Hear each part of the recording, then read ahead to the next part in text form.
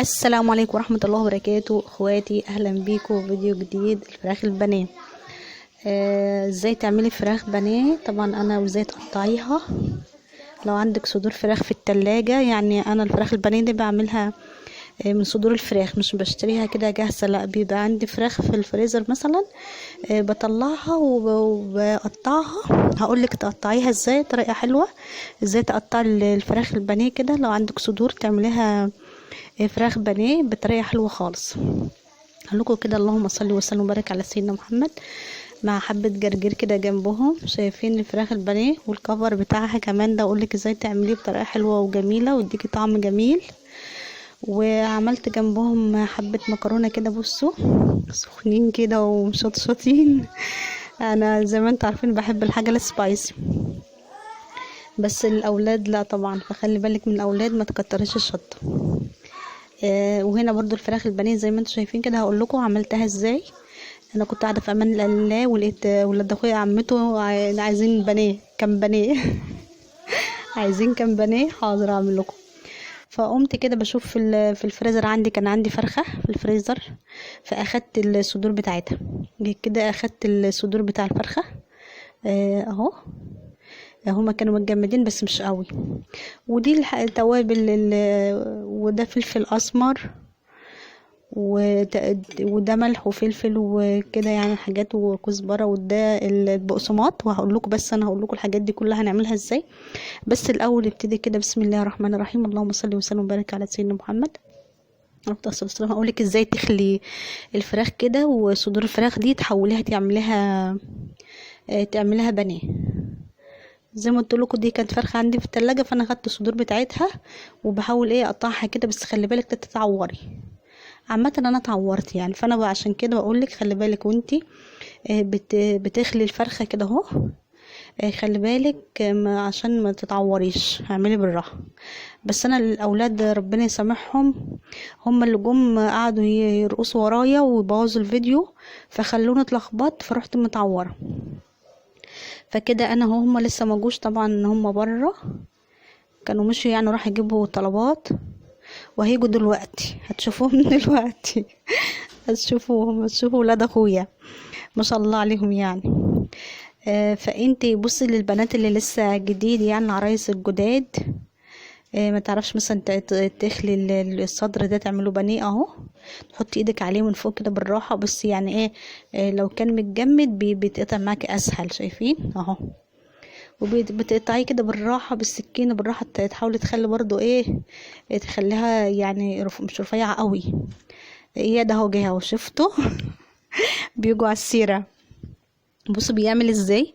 يد على فكره وبودي، حس ان هما توأم الاتنين، ما شاء الله عليهم. بصوا بيرقصوا ازاي.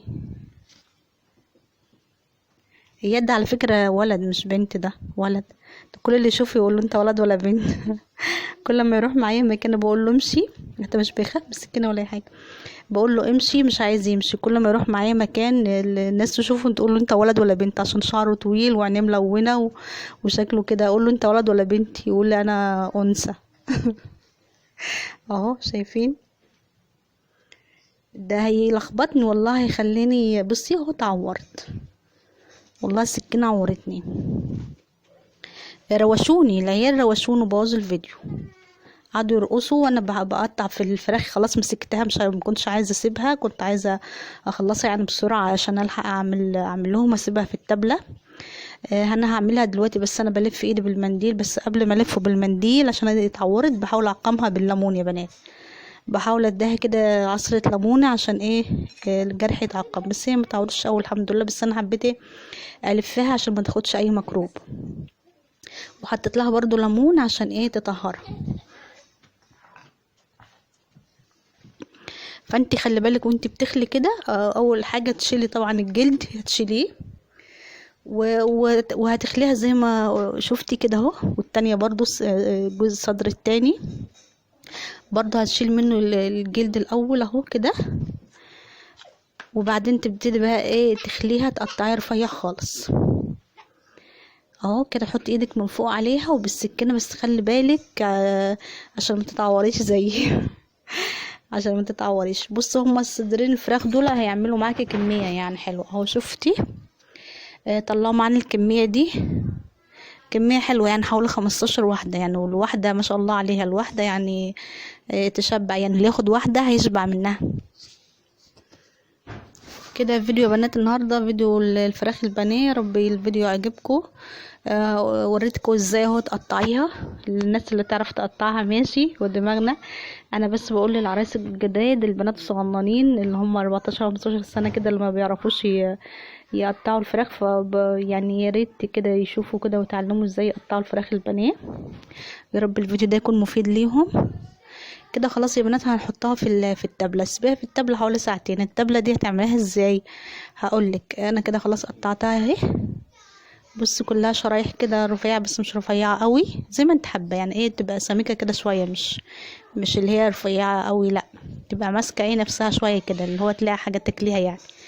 ده هنا معانا بصل وليمون وورق لورا، كله ده يا بنات انا هضربه في الخلاط. فلفل اسمر، بس ما تحطوش الفلفل الاسمر في الخلاط، فلفل اسمر طحنيه لوحده.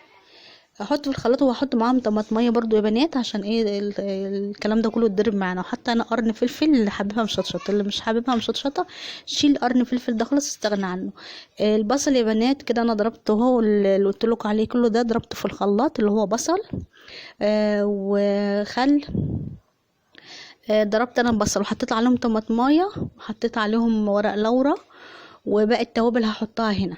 كل ده ضربته انا في الخلاط يا بنات، اللي هو البصل وطماطمايه ورق لورا وحبهان وكده. لو انت حابه تبشري مثلا طماطم تبشريها ماشي، وحابه تبشري البصل وبشريه عادي خالص يعني، في ايدك دي او دي ممكن تبشريه وممكن تضربيه في الخلاط، بس انا بفضل اضربه كله في الخلاط اهو، البصل مع طماطميه كده يا بنات، عشان احطه كده على الفراخ. تمام. احط الكميه دي كلها على الفراخ.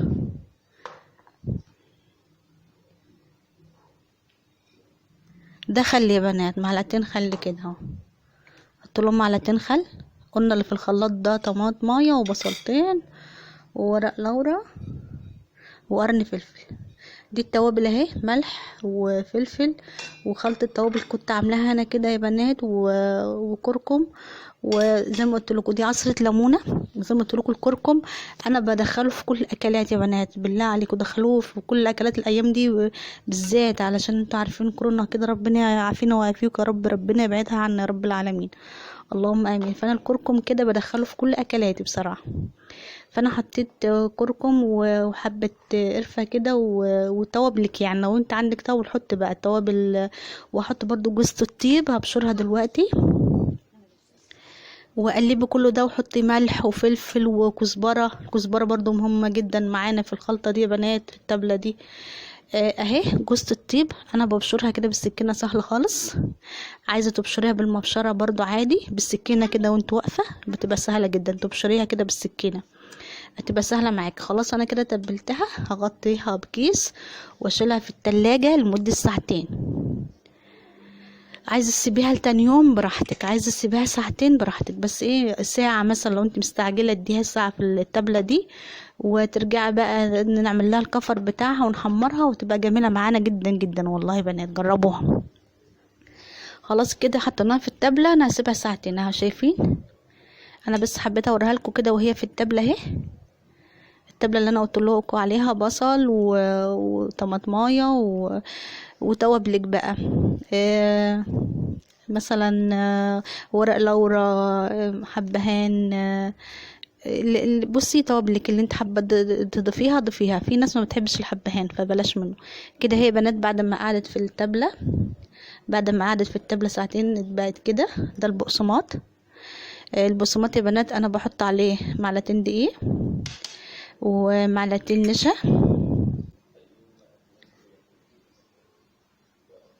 دول النشا اهو، معلقتين نشا. بحب اتبل البقسماط انا، ما بحبش احطها كده، لا بحب احط عليها توابل اهو، فلفل اسمر مطحون، بحطها على البقسماط. فلفل اسمر قلنا بقسماط، ومعلقتين دقيق، معلقتين نشا ودي التوابل يا بنات برضو كركم وقرفة، وتضربيهم مع بعض كده اهو.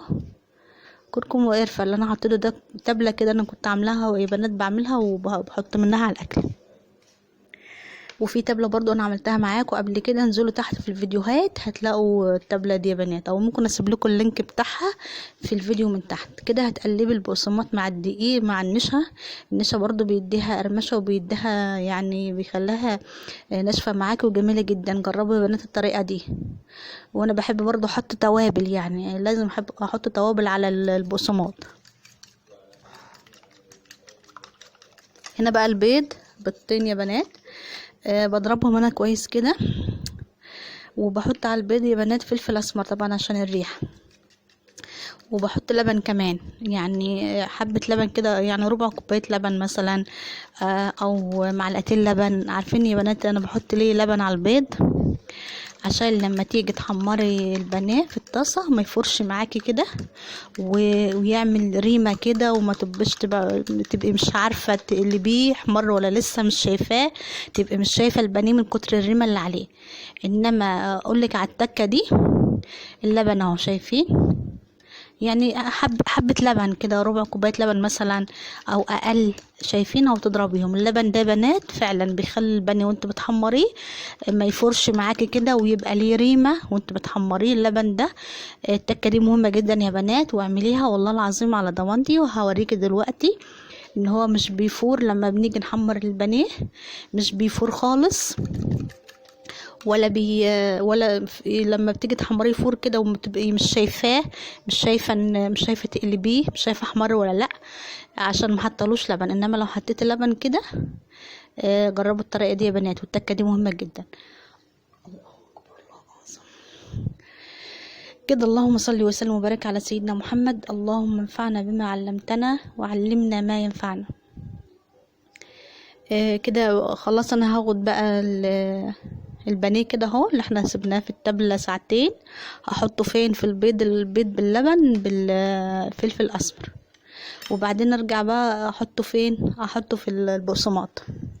طبعا الكفر ده يا بنات انتوا عارفينه يعني، اهو كده انا بحاول اغطيها كده برضو في البيض واللبن اهو، اشربها منه كده كويس، وبعدين بطلعها بالشوكة برضو عشان ما بهدلش ايدي، وارجع احطها تاني في البقسماط اهو، واكبسيها بقى جامد في البقسماط عشان ايه؟ تشيل معاكي كده، والكفر بتاعها يبقى ايه؟ يبقى حلو. ممكن يا بنات بعد ما تعملي الطريقه دي حابه تفرزيها بالشكل ده، فرزيها رمضان باذن الله. لو حابه تحطي 2 مثلا، بعدين تروح فرده فوقهم كيس صغنن، وبعدين تروح حاطه 2 كمان، وبعدين تفردي كيس، وبعدين تروح حاطه 2، وهكذا، وتشيلهم في الفريزر وتطلعيهم على التحمير على طول. يعني لو حابه تشيليهم في الفريزر تفرزيهم بالطريقه دي اهو كده. اكبسيها كويس يعني عشان ايه؟ الكفر بتاعها يبقى حلو وما تفكش معانا، مش هتفك ان شاء الله. بصي، وتهزيها برضو كده من الزيادات اللي فيها، وتكبسيها كويس اهو، تكبسي بايدك بقى اهي.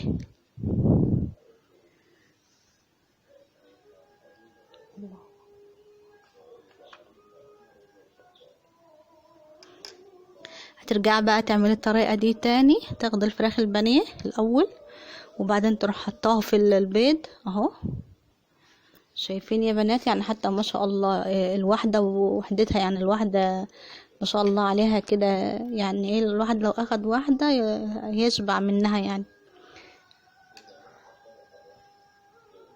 انت حابه تقطعيها اصغر من كده قطعيها، بس انا شايفه حجمها كده كويس يعني. خلاص كده هتنزليها في البيض اهو. حبايبي اللي لسه متجوزين، حبايبي البنات الصغننين اللي هم 14 سنه 15 سنه، اللي هم لسه اول مره يدخلوا المطبخ عايزين يعملوا البانيه اهو. البانيه بنات يا رب تكونوا استفدتوا منه يا رب العالمين اهو. تطلعيها كده وتحطيها في البيض، وبعدين تحطها في البقسماط اهو، تكبسيها بقى. وتبلة البقسماط دي برضه يا بنات مهمه جدا. في ناس بتحط في البقسماط كده من غير ما تتبله، لا انا بحب احط عليه نشا، وبحب برضه احط معلقتين دقيق، وبحب احط توابلك بقى، ملح، فلفل، كزبره، مهم جدا الكزبره برضه يا بنات، كركم، ربع معلقه حبه قرفه كده صغننه خالص. التوابل دي بحب احطها في الدقيق والبقسماط، بحب احطها في البقسماط كده يا بنات عشان ايه الكفر، برضو الكفر يبقى متبل معانا وحلو. الفراخ متبله والكفر اهو شايفينه، الكفر كمان متبل وحلو معانا. كده بقولك يا حبيبتي، لو انت حابه تخزنيها بالشكل ده تفرزيها زي ما هي كده وحطها في الفريزر، بس تحط ما بين كل 2 كده كيس عشان ما يلزقوش في بعض اهو كده، وتطلعيها التحمير على طول. يعني ايه ساعات بنعمل التفريزات دي بقى في رمضان يا بنات. اللهم بلغنا رمضان، اللهم امين يا رب العالمين. اللهم بلغنا رمضان غير فاقدين ولا مفقودين، شهر رمضان الكريم. بنفرز فيه الحاجات دي يا بنات ونطلعها على التحمير على طول. البيض اهو والبقسماط، وانا عملت لكم كام واحده اهو، وهعمل كميه الباقي. قلت لك عايزه تفرزيها كده فرزيها. هبتدي بقى انا احمر كده طاسه فيها زيت، وهوريك دلوقتي، بس لازم الزيت يسخن يا بنات، لازم الزيت يكون سخن معانا. هوريك برضو ان هي مش بتعمل ريم ولا الكلام ده، عشان ايه تكة اللبن اللي احنا عملناها يا بنات، اللبن اللي حطيناه على البيض. شايفين اهو انا بحمر، مش بيعمل ريم ولا اي حاجه اهو. شايفين تخلي بالك منها كده، خلاص تحطيها وتحمريها. بص بقى درجه التحمير دي براحتك. اولا في الاول خالص لازم يبقى الزيت سخن والنار عاليه، بعد شويه بتهدي عشان ايه يعني يبقى استوى كويس كده ومقرمش معانا. بصوا انا حابه اللون ده كده، اقلبها على كده اهو. اللون ده كده حلو يعني كده، لونها ده احمر كده حلو يعني، حبها بتبقى لونها افتح من كده. ده في ايدك يعني، ما تخليهاش تحمر قوي. لو حابه لونها يحمر عن كده ده في ايدك برضو، يعني درجه التحمير دي في ايدك زي ما انت حابه. شايفين برضو يا بنات زي ما قلت لكم، مش بتعمل ريمه اهي ولا بتعمل اي حاجه، واتحمرت معانا حلوه جدا جدا اهو. وانا هحمر بقى الكميه برضو، وهحاول افتح لكم واحده كده عشان تشوفوها من جوه. وكمان عملت حبه مكرونه كده عشان الاولاد بيحبوا جنبها مكرونه. وشايفين لونها برضو لونها كده جميل خالص ومستويه من جوه على فكره. انا هحاول اقطع لكم واحده كده. شايفين من جوه مستويه ازاي، ما شاء الله، اللهم صل على سيدنا محمد اهو. واللون الاصفر ده يا بنات لون الكركم زي ما قلت لكم اهو. يعني ايه انا زي ما قلت لكم حابه ادخل الكركم في كل حاجه، لانه هو مفيد جدا يا بنات. شايفين كمان لونها اهي مستويه وطريه من بره مقرمشه ومن جوه طريه وجميله خالص. بالهنا والشفا يا بنات، والله جربوها تعجبكم خالص اهي. طبعا الفراخ البانيه دي اهي مستويه وجميله جدا، الاولاد بيحبوها خالص. يعني الحتت اللي انا قطعتها دي اكلوها واحنا واقفين استنوش كده. انا بعد ما طلعتها على مناديل صفت من الزيت، نبتدي بقى نحطها كده في طبق التقديم، وبعدين احط جنبها المكرونه السخنه دي بقى. طبعا طريقه المكرونه يا بنات انا عملتها بصلصه المره دي، ما حطيتش فيها بصل ولا اي حاجه. عملتها بسرعه يعني كده. البصل بسيبها تتسبك، والطماطم والمكرونه مسلوقه عادي خالص، قصدي اللهم صل على سيدنا. الطماطم بسيبها تتسبك والمكرونه مسلوقه وتحطيها عليها كده اهو. سهله طبعا، طريقه المكرونه سهله جدا. الفراخ البانيه جاهزه معانا هي بنات، والجرجير حبه جرجير ممكن تعمليها كده من غير جنبها مكرونه من غير حاجه، بس ممكن تعملي جنبها سلطه، طبق سلطه كده حلو مع حبه الجرجير دول مع حبه مخلل. روعه بصراحه، ما شاء الله، اكله جميله جدا، غديوه حلوه خالص والاولاد بيحبوها جدا جدا. في المكرونه بقى سخنه مولعه، انا بحب المكرونه سبايسي يعني. الفراخ البانيه برضو هي جميله خالص معانا مستويه، والكفر بتاعها شايفين ما شاء الله، ولا ريمت معانا في احنا بنحمرها ولا اي حاجه. والكفر ما شاء الله عليه برضو ايه ماسك نفسه كده وجميل. يا رب الفيديو يعجبكم يا بنات يا رب. ما تنسوش تعملوا لايك وسبسكرايب القناه لو انت اول مره تشوفيني. الفراخ البانيه سهله جدا يا بنات. يا رب الفيديو ده تكونوا استفدتوا منه. اخواتي وحبايبي متابعيني، بقول لكم كلكم فوق دماغي من فوق، ربنا يخليكم ليا ويخليني بيكم، واشوفكم في فيديو جديد ان شاء الله باذن الله على خير. وفيديو الفراخ البانيه اهو، شايفين ما شاء الله الكفر بتاعها جميل ازاي وماسك